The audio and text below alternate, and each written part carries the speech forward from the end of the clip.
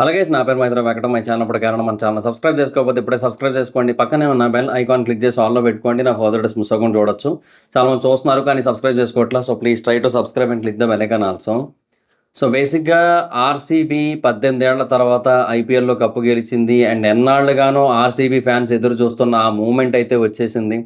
So అందుకని అందరూ కూడా చాలా హ్యూజ్ లెవెల్లో సెలబ్రేట్ చేసుకున్నారు ఆల్రెడీ. అండ్ కేవలం ఏదో బెంగళూరులో మాత్రమే కాదు, హైదరాబాద్ అయినా, లేదంటే వైజాగ్ అయినా, లేదంటే కొచ్చి అయినా, లేదంటే ఢిల్లీ అయినా, లేదంటే ముంబై అయినా, యూనో అహ్మదాబాద్ అయినా, కోల్కతా అయినా, ఏ ప్లేస్లో చూసుకున్నా కూడా ఆర్సీబీ ఫ్యాన్స్ హ్యూజ్ లెవెల్లో సెలబ్రేషన్స్ చేసుకున్నారు బికాస్ ఆఫ్ విరాట్ కోహ్లీ గారు. ఎందుకంటే తనకున్న ఫ్యాన్ బేస్ ఏదైతే ఉందో చాలా హ్యూజ్ లెవెల్ ఫ్యాన్ బేస్ అది విరాట్ కోహ్లీది. సో ఇంకా ఆ fan base all over India ఉంది కాబట్టి ఇంకా వాళ్ళందరూ ఆర్సీబీని సపోర్ట్ చేస్తూ వచ్చారు. అండ్ ఆర్సీబీ కప్పు కొట్టడం కోసం ఎదురు చూస్తూ వచ్చారు. అండ్ ఫైనల్గా వాళ్ళ కల అయితే నెరవేరింది కాబట్టి వాళ్ళైతే సెలబ్రేట్ చేసుకున్నారు. అయితే ఆ సెలబ్రేషన్ కేవలం అక్కడితో ఆగిపోకూడదన్న ఉద్దేశంతో ఆర్సీబీ మేనేజ్మెంట్ ఏం చేయడం జరిగిందంటే, బేసిక్గా ఈ సెలబ్రేషన్స్ అనేవి ఇంకొంచెం ఎక్స్టెండ్ అవ్వాలనే ఉద్దేశంతో బెంగళూరులో బస్ పెరేడ్ని అయితే ఏర్పాటు చేయాలనుకున్నారు. అంటే స్టేడియం నుంచి విధాన సౌధ వరకు మనకి పెరేడ్ అయితే ఏర్పాటు చేయాలనుకున్నారు. అండ్ ఆ తర్వాత మళ్ళీ స్టేడియంలో కొంతవరకు సెలబ్రేషన్స్ కూడా పెట్టాలి అనుకున్నారనమాట. సో ఇది బేసిక్‌గా వాళ్ళు అనుకున్న ప్లాన్. బట్ తర్వాత ఈ ట్రాఫిక్ ఇష్యూస్ ఏవైతే ఉంటాయో వాటి కారణంగా ఈ పెరేడ్‌నయితే క్యాన్సిల్ చేస్తున్నట్టుగా చెప్పారు. సో కేవలం ఒక 1 అవర్ పాటు స్టేడియంలో ఈ సన్మాన కార్యక్రమం లాంటిది ఒకటి ఉంటది. అండ్ సెలబ్రేషన్స్ అక్కడ మాత్రమే జరుగుతాయన్నట్టుగా చెప్పారనమాట. సో బేసిక్‌గా అంతవరకు ఒక క్లారిటీ ఉంది కొంతమందికి. బట్ అందరికీ క్లారిటీ లేదు ఈ విషయం మీద. సో ఈ పెరేడ్ కోసం కొంతమంది ముందు నుంచి ఎదురు చూస్తూ ఉన్నారు. సో సడెన్‌గా పెరేడ్ క్యాన్సిల్ అయిందనేసరికి ఆల్ ఆఫ్ ద సడెన్ వీళ్ళంతా ఏం చేశారంటే స్టేడియం వైపు వచ్చేయడం మొదలుపెట్టారు. సో బేసిక్‌గా అదే జరిగింది. మేబీ కొంతమంది పెరేడ్ జరిగిపోయి ఉంటే దాన్ని క్యాన్సిల్ చేశారు కదా! యాక్చువల్‌గా. అది జరిగిపోయి ఉంటే మేబీ వాళ్ళందరూ అక్కడికే వాళ్ళ favourite cricketers especially Virat Kohli యొక్క గ్లింప్స్ దొరికేది. విరాట్ కోహ్లీని చూసేవారు. సో ఆ తర్వాత యూనో ఆ తర్వాత వాళ్ళందరూ అటునుంచి అటు మేబీ వేరే వైపు వెళ్ళిపోతే వీళ్ళు ఇంక స్టేడియం సైడ్ వచ్చినట్టయితే ఇంకా అంత హ్యూజ్ లెవెల్‌లో క్రౌడ్ అయితే ఉండకపోను. బట్ ఇప్పుడు ఎప్పుడైతే పెరేడ్ క్యాన్సిల్ అయిపోయిందో పీపుల్ ఇమ్మీడియేట్‌గా గ్రౌండ్‌కి వచ్చేయడం స్టార్ట్ చేశారు. సో ఏ లెవెల్‌లో పెరిగిపోయిందంటే గ్రౌండ్ దగ్గర క్రౌడ్. ఆ స్టేడియం కెపాసిటీ అరౌండ్ 35,000 అయితే ఒక స్టేజ్‌కొచ్చేసరికి ఆ స్టేడియం గేట్ల బయట ఉన్న మొత్తం క్రౌడ్ యొక్క కౌంట్ సుమారుగా 3,00,000. అంటే మోర్ దాన్ 9 టైమ్స్ అనమాట. సో ఆ గ్రౌండ్ కెపాసిటీ కంటే 9 రెట్లు ఎక్కువ మంది ప్రజలు అక్కడి దాకా చేరుకున్నారు. అసలు వాళ్ళంతా అక్కడి దాకా ఎలా చేరుకున్నారు? వాళ్ళందరూ అక్కడికి వస్తుంటే మేనేజ్మెంట్ అంటే గవర్నమెంట్ ఏం చేస్తోంది? గవర్నమెంట్ పీపుల్ ఏం చేస్తున్నారు? అంటే పోలీసులు గావచ్చు, ట్రాఫిక్ డిపార్ట్‌మెంట్ గావచ్చు, వీళ్ళంతా ఏం చేస్తున్నారు? ఎక్కడికక్కడ బారికేడ్స్ పెట్టి ఆపాల్సిన అవసరం ఎంతైనా ఉంది కదా! ఇక్కడ వెళ్ళకూడదు ఇటు నుంచి ఎందుకంటే ఇప్పటికే క్రౌడ్ ఎక్కువైపోయిందని చెప్పాలి. సో ఆ అప్డేట్ ఏమైంది? సో ఇదేది ఎవరు అందరూ ఇప్పుడు వీటి గురించి మాట్లాడుకుంటున్నారు. బట్ ఏం ఉపయోగం చెప్పండి? సో బేసిక్‌గా ఏం జరిగింది దీని తర్వాత? మొత్తం ఫ్యాన్స్ అందరూ కూడా ఒక్కసారిగా భారీ స్థాయిలో అక్కడికైతే చేరుకున్నారు. ఒక్కొక్క గేట్ దగ్గర కొన్ని వేల మందున్నారు. అండ్ వాళ్ళేమో తోసుకుంటూ వెళ్ళిపోతున్నారు. ఆహ్, ఆ టైములో తొక్కిసలాట జరిగింది. బేసిక్‌గా ఏమవుద్దంటే గేట్లు విరిగిపోవడమో, ఊడిపోవడమో లేదంటే తాళం కప్పలు ఊడిపోయి ఓపెన్ అయిపోవడం.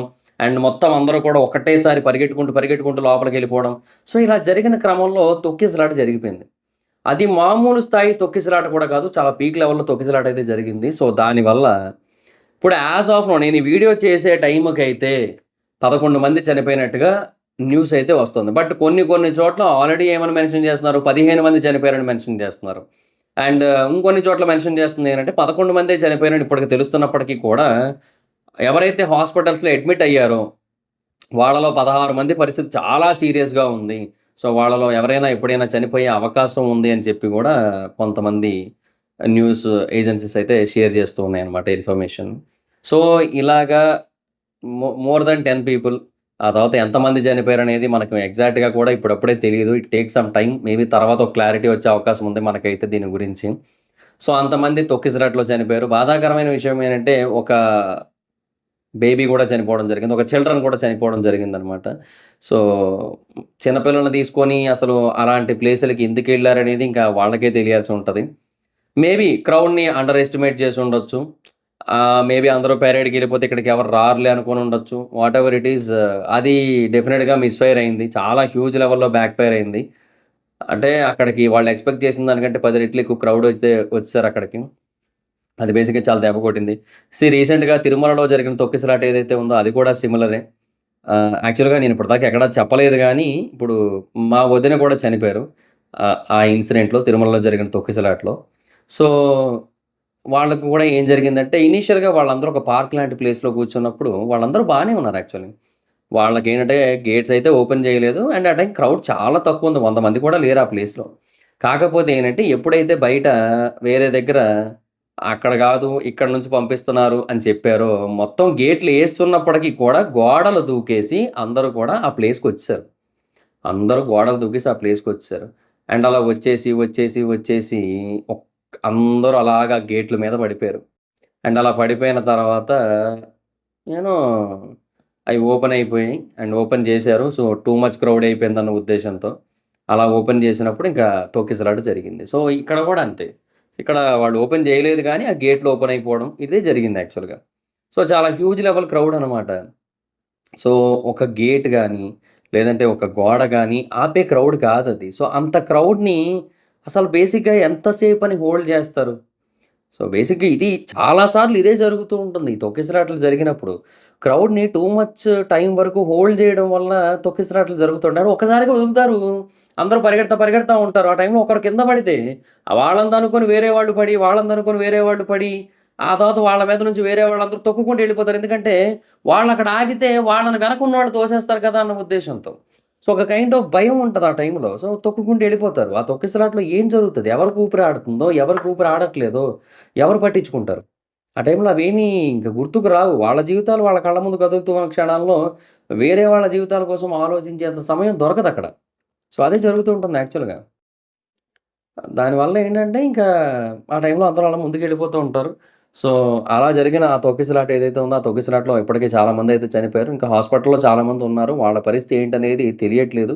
చాలా సివియర్ కండిషన్‌లో ఉన్నారు. బేసిక్‌గా 11 మంది చనిపోయారని చెప్తున్నారు గదా! వాళ్ళలో నలుగురైతే హాస్పిటల్ తీసుకొచ్చేసరికి చనిపోయారు. మిగతా ఏడుగురికి ఏంటంటే, కొంతవరకు ఊపిరుంది. బట్ వచ్చాక చనిపోయారు.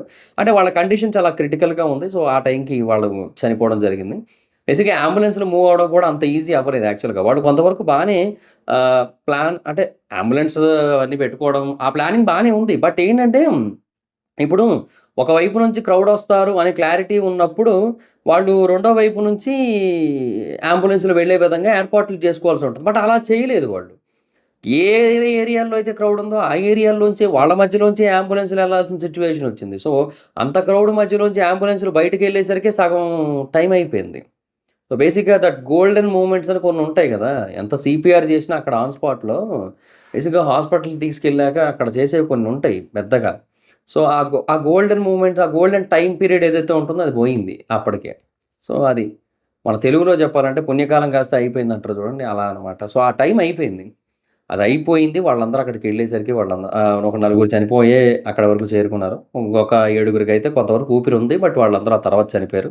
సో, మిగతా వాళ్ళందరిని కూడా ఇప్పుడు ట్రీట్ చేస్తున్నారు. బట్ ఏమో ఏదైనా జరగొచ్చు. అండ్ ఇంకొకటి బేసిక్‌గా ఒక విజువల్ అయితే బయటకొచ్చింది. అది చాలా భయంకరమైన విజువల్. అంటే భయంకరం అంటే ఇలాంటి సందర్భంలో అలా జరిగుండకూడదు. అదేంటంటే ఒక ఫ్యాన్ ఒక గేట్ దూకి కిందకి వెళ్ళిపోదాం అనుకున్న టైంలో కాలు విరిగిపోయింది. కింద పడడం రాంగ్ డైరెక్షన్‌లో పడ్డాడు. కాలు విరిగిపోయిందనమాట. సో, అంటే నేనదే అంటా. ఎవరి కోసం విరగొట్టుకున్నావు నీ కాలు? ఎవరి కోసం పోగొట్టుకున్నావు నీ ప్రాణాలు? ఎవరి కోసం పోగొట్టుకున్నావు నీ బిడ్డని? ఎందుకివన్నీ? అంటే సెలబ్రేషన్స్ ఉండొచ్చు. సెలబ్రేషన్స్ అనేవే ఉండకూడదని నేను చెప్పను. డెఫినెట్‌గా నీ ఇంటిలో క్రాకర్స్ కాల్చుకో. లేదంటే నీ ఫ్రెండ్స్ అందరూ కలిసి ఒక చోట చేరి మొత్తం అందరూ కలిసి మంచిగా మందు తాగే అలవాటు ఉన్నట్టయితే మంచిగా ఏమైనా బీర్సో ఏమైనా పెట్టుకొని మంచిగా సెలబ్రేట్ చేసుకోవడమో, లేదంటే మందు అలవాటు లేని వాళ్ళైతే మంచిగా బిర్యానీలు ఏదో చేసుకొని అందరూ కలిసి నవ్వుతూ సరదాగా ఎంజాయ్ చేసుకోవడమో, లేదంటే ఏదైనా ఒక పబ్లిక్ ప్లేస్‌కెళ్ళి లైక్ ఏదైనా టూరిస్ట్ ప్లేస్‌కెళ్ళి అక్కడ సెలబ్రేట్ చేసుకోవడము. సో, వాటెవర్ ఇట్ ఈస్ మొత్తానికి. You can celebrate like this way also. స్టేడియంకెళ్ళి ఆ జనాల మధ్యలోనే సెలబ్రేషన్స్ చేసుకోవాలనేదొద్దు. పెరేడ్‌కెళ్ళి అక్కడ ఆళ్ళని చూస్తూనే సెలబ్రేట్ జేసుకోవాలనొద్దు. నేను అదే అంటా. So, this is not necessary. This is not right actually. So, Virat Kohli ఇప్పుడు రైట్‌నో ఒక స్టేట్మెంట్ అయితే ఆహ్, రిలీజ్ చేయడం జరిగింది. అంటే తన ఇన్‌స్టాగ్రామ్ పేజ్‌లో ఒక పోస్ట్ అయితే పెట్టడం జరిగింది. Official statement from royal challengers Bengaluru అని చెప్పి. "We are deeply anguished by the unfortunate incidents that have come to the light through media reports regarding public gatherings all over the Bengaluru in anticipation of the team's arrival this afternoon." Team afternoon వచ్చేస్తుందని anticipation మీద. The safety and well being of everyone is of utmost importance to us అని చెప్పారు. అలాగే RCB mounts the tragic loss of lives and extend our heartfelt condolences to the affected families. Immediately upon being made aware of the situation, we promptly amended our program and followed the guidance and advice of the local administration. We urge all the supporters to please stay safe. ఇది చెప్పడం జరిగింది. So, బేసిక్‌గా వీళ్ళని బాగా criticise చేస్తున్నారు. ఎందుకంటే వీళ్ళు బయట ఎంత జరుగుతుంటే లోపల వాళ్ళు సెలబ్రేషన్ చేసుకుంటున్నారు. ఇది ఇంకా దారుణం అని చెప్పి వీళ్ళని క్రిటిసైజ్ చేస్తున్నారు. బట్ తర్వాత వాడు చెప్పింది ఏంటంటే, మాకసలు బయట ఏం జరిగిందో మాకు తెలీదు. ఇంత దారుణం జరిగిందని చెప్పి మేము అదంతా అయిన తర్వాతే తెలిసింది మాకు. మేమందరం కూడా షాక్ అయ్యామన్నారు. అండ్ బేసిక్‌గా బీసీసీఐ అయితే మాత్రం యూ నో ఆర్‌సీబీ మేనేజ్మెంట్‌ని అండ్ గవర్నమెంట్‌ని అనలేదు. బీసీసీఐ అన్నది కూడా. సో, ఆర్‌సీబీ మేనేజ్మెంట్‌ని అంది. సో, బెటర్‌గా హ్యాండిల్ చేసి ఉండొచ్చు అని చెప్పి. అండ్ అందరూ గవర్నమెంట్‌ని కూడా బ్లేమ్ చేస్తున్నారు. గవర్నమెంట్ ప్రాపర్‌గా హ్యాండిల్ చేయలేదు. గవర్నమెంట్ ప్రాపర్‌గా హ్యాండిల్ చేయకపోవడం వల్ల ఇదంతా కూడా జరిగిందని చెప్పి. సో, ఇప్పుడు ఎవరైతే చనిపోయారో వాళ్ళందరికీ కూడా కుటుంబీకులకి కర్ణాటక కాంగ్రెస్ గవర్నమెంట్ రూ. 10,00,000 చొప్పున ఎక్స్‌గ్రేషన్ అయితే ప్రకటించింది. అండ్ ఆ తర్వాత యూ నో మిగతా గాయపడిన వాళ్ళకి కూడా కొంతవరకు అమౌంట్స్ అయితే ఇచ్చేలాగా చెప్పడం జరిగిందనమాట. బట్ ఈ ఇన్సిడెంట్‌ని చాలామంది అల్లు అర్జున్ గారి 'సంధ్యా థియేటర్' ఇన్సిడెంట్‌తో కంపేర్ చేస్తున్నారు. సో, ఇప్పుడు ఎవరిని అరెస్ట్ చేస్తారు? విరాట్ కోహ్లీని అరెస్ట్ చేస్తారా? లేదంటే సిద్ధరామయ్యని అరెస్ట్ చేస్తారా? లేదంటే డిప్యూటీ చీఫ్ మినిస్టర్ అక్కడ డిప్యూటీ మన దగ్గర కాదు. అక్కడ కర్ణాటకలో. అక్కడ ఆ వ్యక్తిని అరెస్ట్ చేస్తారా? ఎవరిని అరెస్ట్ చేస్తారు మీరు? సో, ఇప్పుడు దీన్ని మీరు నేచురల్ డిజాస్టర్ కింద కన్సిడర్ చేస్తారా? లేదంటే మ్యాన్ మేడ్ డిజాస్టర్ కింద కన్సిడర్ చేస్తారా? ఎవరిని దీంట్లో నేరస్తుడిగా చూస్తారు అని చెప్పి అందరూ కూడా క్వెషన్ చేస్తున్నారు. ఇన్‌ఫాక్ట్ ఈ టైంలో కొన్ని కంపారిజన్స్ కూడా వస్తున్నాయి. అంటే అల్లు అర్జున్ గారు బేసిక్‌గా ఎంత అమౌంట్ అయితే డొనేట్ చేశారో, ఆయన ఫస్ట్ ఇనీషియల్‌గా 25,00,000 అనౌన్స్‌మెంట్ ఇచ్చి, తర్వాత మొత్తం మెడికల్ ఎక్స్‌పెన్సెస్ అన్నీ కూడా ఆయన చూసుకొని, మళ్ళీ ఇంకా తర్వాత ఇంకో 50,00,000 అనౌన్స్ చేసి, 50,00,000 ఎంతో అనౌన్స్ చేశారు ఆ తర్వాత. సో, ఆ తర్వాత మళ్ళీ ప్రొడ్యూసర్స్ మైత్రి వాళ్ళు ఇంకో 50,00,000 దాకా అనౌన్స్ చేసి, గవర్నమెంట్ ఓ 50,00,000 ఎంతో అనౌన్స్ చేసి, ఆ తర్వాత మళ్ళీ సుకుమార్ గారు కొంత అమౌంట్ అనౌన్స్ చేసి, ఇట్లా జరిగింది కదా! అసలు చాలా హ్యూజ్ అమౌంట్ మొత్తం అందరూ కలిసి ఇవ్వడం జరిగింది. అరౌండ్ 1.25 క్రోర్ అబోవే ఇచ్చారు మొత్తం అందరూ కలిపి. నేను అప్పట్లో లెక్క పెట్టుకున్నాను. బట్ ఇప్పుడైతే గుర్తులేదు. సో, 1.25 క్రోర్ దాకా అంటే ఎక్కువే. 1.25 క్రోర్ కంటే ఎక్కువే ఇవ్వడం జరిగింది. సో, ఇప్పుడు బేసిక్‌గా దీన్ని కంపేర్ చేస్తాను. ఆ టైంలో చాలా ఎక్కువ ఇచ్చారు కదా! మోర్ దాన్ 1 సీఆర్ ఇచ్చారు కదా! సో, ఇక్కడ అలా ఎందుకు జరగట్లేదు మరి? ఇప్పుడు దీనికి ఎవరు రెస్పాన్సిబిలిటీ తీసుకుంటారు? విరాట్ కోహ్లీ గాని, ఆ మేనేజ్మెంట్ ఎవరైతే ఉన్నారో వాళ్ళు కూడా దీనికి ఒక రకంగా ఇండైరెక్ట్‌గా బాధ్యులే కదా! ఎందుకంటే వాళ్ళ కోసం వాళ్ళని చూడడం కోసం జరిగిందే కదా ఇది. సో, మరి వాళ్ళలో ఎవరో ఒకరు ఇనిషియేషన్ తీసుకొని వాళ్ళైతే అమౌంట్ ఎంతో కొంత ఇవ్వాలనే పాయింట్ అయితే ఉంది. సో, విరాట్ కోహ్లీ నుంచి యాస్ ఆఫ్ నౌ ఆ స్టేట్మెంట్ అయితే రాలేదు. సో, వేరే అదే అది ఒక స్టేట్మెంట్ అంటే లైక్ వాళ్ళు బాధపడుతున్న విషయాన్ని తెలియజేసే స్టేట్మెంట్ అయితే ఇచ్చారు. సో, అమౌంట్ కోసం ఎలాంటి స్టేట్మెంట్ లేదు. మేబీ ఫర్దర్‌గా రావచ్చేమో విరాట్ కోహ్లీ నుంచి కూడా. విరాట్ కోహ్లీ ఏదైనా అమౌంట్ ఇవ్వచ్చేమో. లైక్ పర్ హెడ్ ఒక 10,00,000 అలాగా మేబీ వాళ్ళు ఇవ్వచ్చేమో మరింకా చనిపోయిన వాళ్ళందరికీ కూడా. బట్ చూడాలి మరింకా ఏం చేస్తారు ఏంటి అనేది. యాస్ ఆఫ్ నౌ క్లారిటీ అయితే లేదు ప్రస్తుతానికి. సో, ప్రస్తుతానికైతే ఇది సిట్యుయేషన్ అనమాట. అండ్ గవర్నమెంట్ సిద్ధరామయ్య గారు ఏదో ఆయన సందర్భం లేకుండా ఇంకోటేదో మాట్లాడుతున్నారాయన. ఆయన ఏమంటున్నారంటే, కుంభమేళా టైంలో చాలామంది చనిపోయారు. 50, 60 మంది చనిపోయారు. ఆ టైంలో నేనేమి ఎవరిని క్రిటిసైజ్ చేయలేదు గదా! అన్నట్టుగా ఆయన మాట్లాడుతున్నారు. సో, అదిప్పుడు సరే అప్పుడు చేయలేదు సరే. అసలు బేసిక్‌గా ఇది అలా జరగాల్సిన సిట్యుయేషన్ అంటే కాదు గదా! కుంభమేళా అంటే దగ్గర దగ్గరగా కొన్ని కోట్ల మంది దర్శించుకున్న సిట్యుయేషన్ అది. సో, దాంట్లో ఏదైనా ఒకటి 2 చోట్ల తెలియక జరిగాయంటే అది దానికి ఎవరేం చేయలేరు. బట్ ఇది అలా సిట్యుయేషన్ కాదు. దీన్ని ఈజీగా అవాయిడ్ చేయొచ్చు. ఇలాంటి సిట్యుయేషన్ జరగకుండా ఆపుండొచ్చు. బట్ ఆపలేకపోయారు. గవర్నమెంట్ ఫెయిల్యూర్ అది. అది క్లియర్ అది. బట్ ఇంకా దాంట్లో ఒప్పుకోరు ఇంక అంతే ఇంక. సో, అది సిట్యుయేషన్. సో, చూద్దాం మరింక. ఆహ్, at least I am expecting something from Virat Kohli. అంటే లైక్ తనేమైనా కొంచెం ఏదైనా డొనేట్ చేస్తే బాగున్ను అనైతే నేను ఎక్స్‌పెక్ట్ చేస్తున్నా. సో లెట్స్ సీ మరి చూద్దాం ఏంటి సిచ్యువేషన్ అనేది. So that's it guys, this is the video.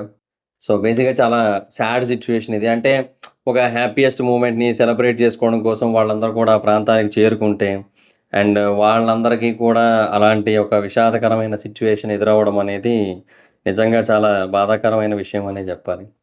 So అది మరి situation. So that's it guys, this is the video. Video ఇందులో ఈయన లైక్ చేయండి అని కూడా చెప్పలేకపోతున్నాను ఈ వీడియోని.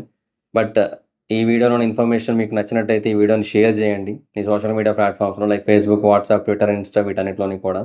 అండ్ ఇప్పటివరకు ఎవరైనా మన ఛానెల్ సబ్స్క్రైబ్ చేసుకోకపోతే ఇప్పుడే సబ్స్క్రైబ్ చేసుకోండి. పక్కనే ఉన్న బెల్ ఐకాన్ క్లిక్ చేసి ఆల్‌లో పెట్టుకోండి. నా ఫర్దర్ వీడియోస్ మిస్ అవ్వకుండా చూడొచ్చు. చాలా మంది చూస్తున్నారు కానీ సబ్స్క్రైబ్ చేసుకోవట్లా. So please try to subscribe, click the bell icon also. నా ఇన్‌స్టాగ్రామ్ ఐడీ ఎవరైనా ఇద్దరం ఎక్కడొచ్చి ఫాలో అవ్వచ్చు. Thank you so much guys. Bye. మనం వీడియో నెక్స్ట్ వీడియో. బాయ్.